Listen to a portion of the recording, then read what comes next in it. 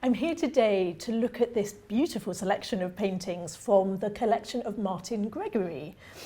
Annabel, can you tell us more?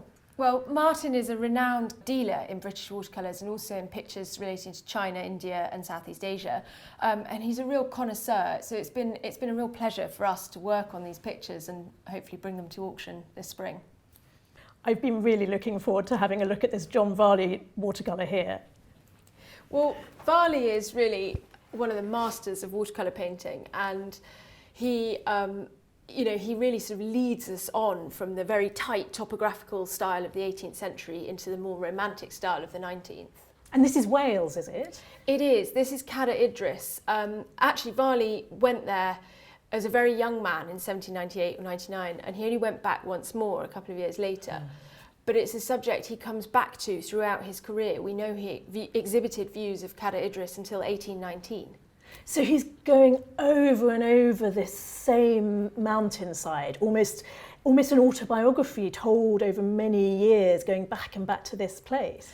Absolutely. He tried to present himself as this artist of Wales, of the mountains, of the romantic landscape, but actually he'd only made these two very early trips there, and it becomes a landscape of his memory. I love the way the road leads us into the composition as if we're going to the mountains. It's quite classically composed in a way, isn't it? One thinks of Claude Lorraine, and yet this British atmosphere, this sense of the moist air. Exactly. I mean, Varley knew about the sort of classical landscape and the ways one was supposed to construct landscape, and yet here he is using elements of that and then being totally experimental in his own way with the way he applies his watercolour. What I think is really magical is these clouds where he's just left the paper bare.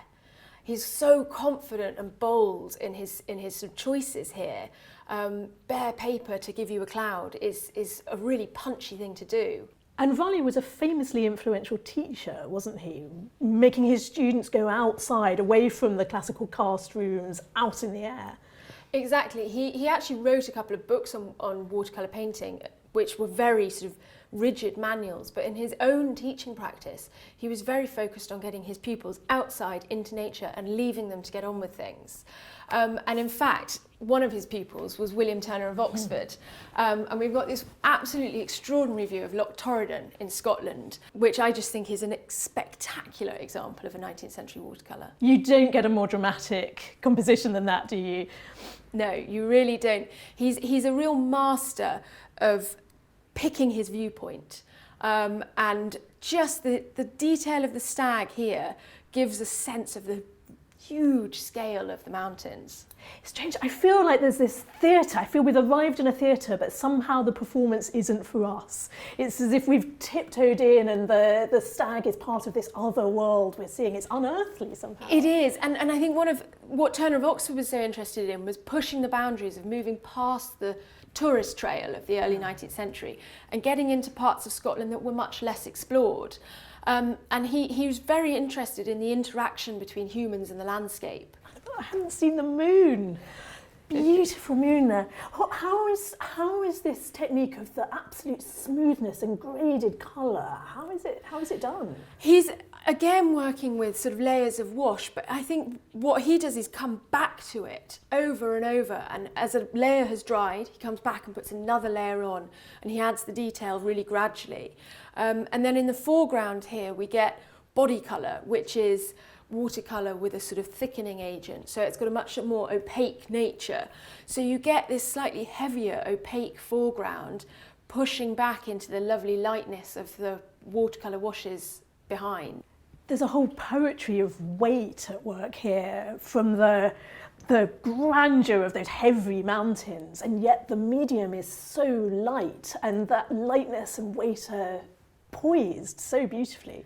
Yeah, I think that's probably what William Turner of Oxford, who's so linked to Oxford and Oxfordshire, was looking for when he went to Scotland. You know, he's looking for a drama in the landscape that he's never going to see in the area he comes from. This far romance of the Western Highlands. Exactly. And that's actually something that the earlier artists had looked at. And if we come across this way, there's a wonderful Nicholas Pocock from 1792 of Fingal's Cave in Stafford. And this is quite shortly after Stafford was rediscovered. Fingal's Cave was rediscovered by Sir Joseph Banks in the 1770s. And Pocock's one of the earliest artists to go and draw this. Is he? view.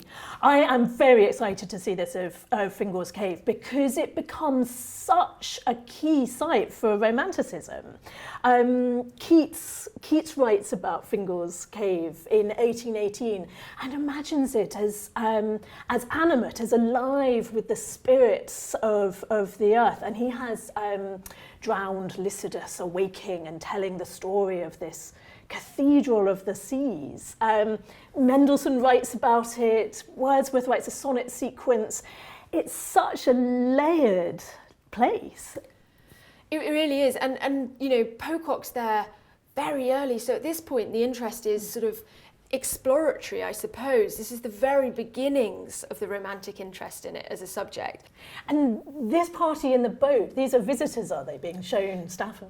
I think these are sort of early visitors, early tourists, actually, who've made this, what would have been quite an arduous journey to get there. Because this is quite a dangerous strait, isn't it? You can't cross to Stafford every day. Exactly. There's a very good reason it wasn't rediscovered until the 1770s. You know, and this is only 20 years later. There's no huge leap in technology. They really are just rowing out there for the grandeur and the sort of awe of it. There is something ethereal about this picture. I know it's got that topographical eye for detail. It does feel romantic, but at the same time, there's a kind of unearthly, ethereal sense of it. Is it almost a hallucination, this weird rock rising out of the sea? I think he uses a really interesting viewpoint. We're very low here. You get the sense that we must be also in a boat, that, you know, we're almost looking up at the horizon. And I think Pocock was a great sailor. He travelled to Australia. He probably was in a boat making really quick sketches, you know, as it's moving, and then turning them into this watercolour later. And I love this sense that there's a personal story, a personal way of seeing behind each one of these paintings. There really is. And actually, the next thing we're going to look at is by an artist called William Green of Ambleside.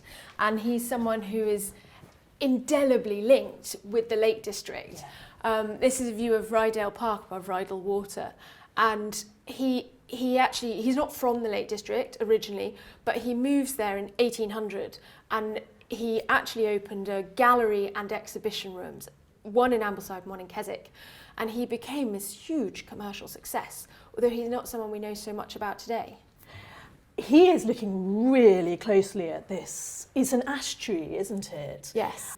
And this sense of an ancient ash tree having cracked apart and decaying slowly and then new growth springing up out of it, isn't that, I just love the story of that, the way he's observing that drama of natural renewal. Yes, exactly. He's so focused on the drama here, you know, the clouds, the landscape, and as you say, the tree sort of springing back to life. There's so much going on. And he is, you know, he's in the Lake District at the turn of the century. He's friends with Wordsworth and he's friends with Coleridge. And that makes perfect sense looking at this. And it's the moment, 1805, I think, yes, I read. Yeah. It's the year that Wordsworth finishes the first version of the Prelude. The poem in which he writes his life story in relation to nature. He's getting away from the city back to his native Cumbria. He says, I breathe again. And as we learn, I suppose, to look more locally in our own day, I think we turn to people like Wordsworth, for whom local vision was absolutely core, and William Green, who would spend 12 hours a day in Rydal Park and never be tired of watching the miracles of a tree renewing itself. He spent so much time in Rydal Park in particular, and there's a whole series of prints of the trees in Rydal Park. He was selling them at one point in his sale rooms and exhibition space for 20 guineas a pair. Is that a lot? It was an extraordinary sum of money at the time. You've bought several houses for that. It's an extraordinary sort of thing how popular he was and what the demand was for this type of view from this sort of new tourists coming to the Lake District. And the legacy of this kind of romantic watercolour is so long. It's one of the first ways I got interested in modernism, was realising how influential these watercolours were for artists like Paul Nash, for Eric Ravilius. They study the Golden Age watercolour, don't they? Exactly, and actually that's where this collection is so wonderful, because it leads right up into the 20th century with Paul Nash, Ravilius, John Nash, and it's fascinating to look at those alongside the earlier work as well. Annabel, it's been such a pleasure to come and look at these. Thank you so much. Well, thank you.